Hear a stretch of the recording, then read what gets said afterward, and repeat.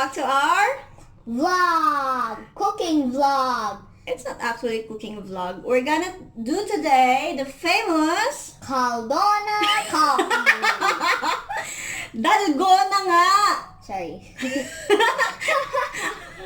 We're going to do today the Dalgona coffee. Pagkasama ko si Caleb, laging bloopers na lang to. Okay, so let's start!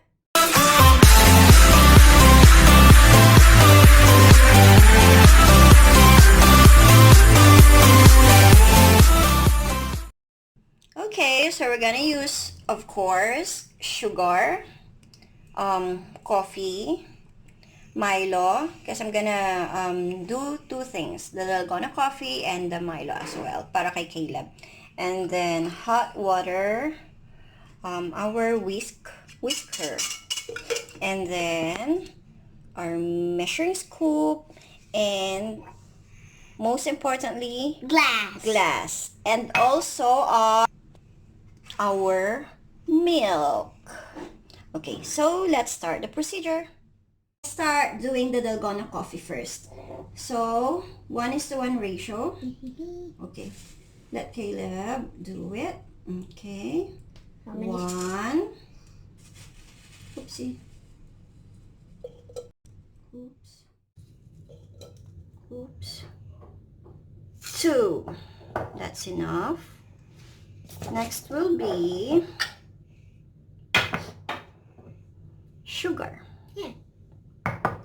It will be also the same.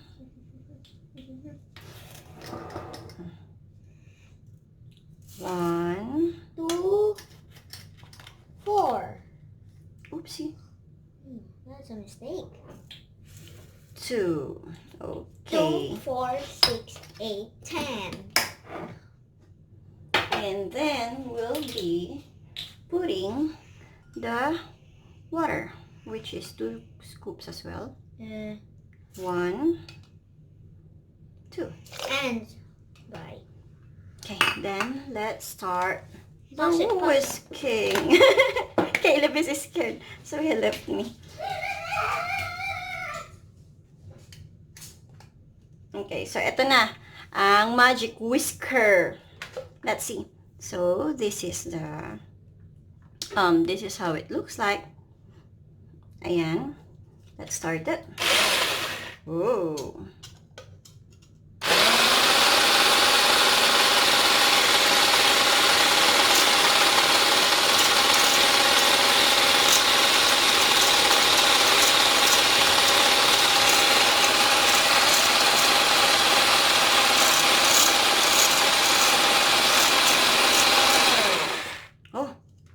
It's okay, naging fruity na siya. Ayan. Oops, where's the camera? Kasi meron akong up camera. Ayan. Let's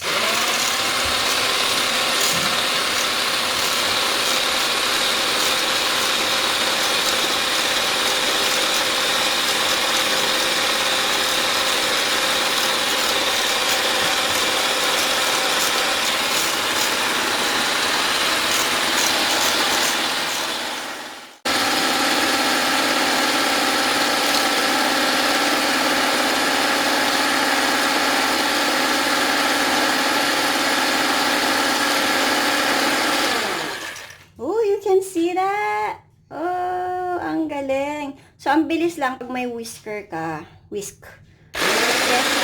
Kesa doing it manually.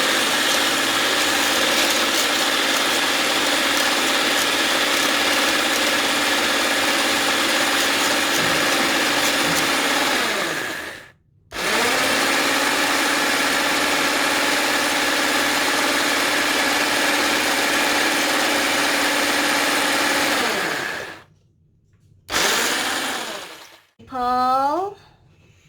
Okie dokie. So, here is the final product. O, diba? Ang ganda. Kasing ganda natin. Next is, we're gonna put, the fresh milk.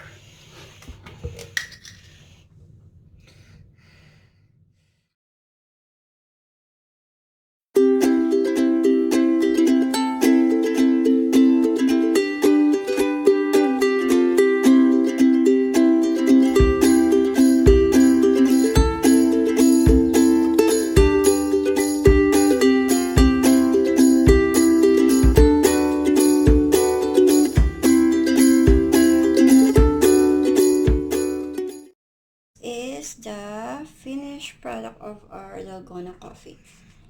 So it is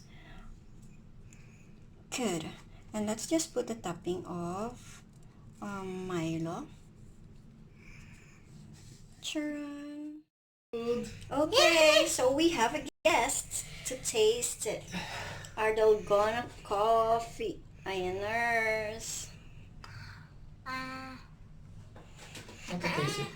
Do you have to scoop it? I think you just have to stir it. Yeah, that is so cool. You should just so crumble this actually. Let's see. Okay. Move here. Move here No, I then. think you don't have to stir it actually. You just have to taste it first.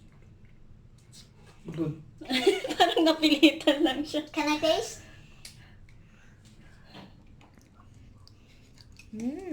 Good.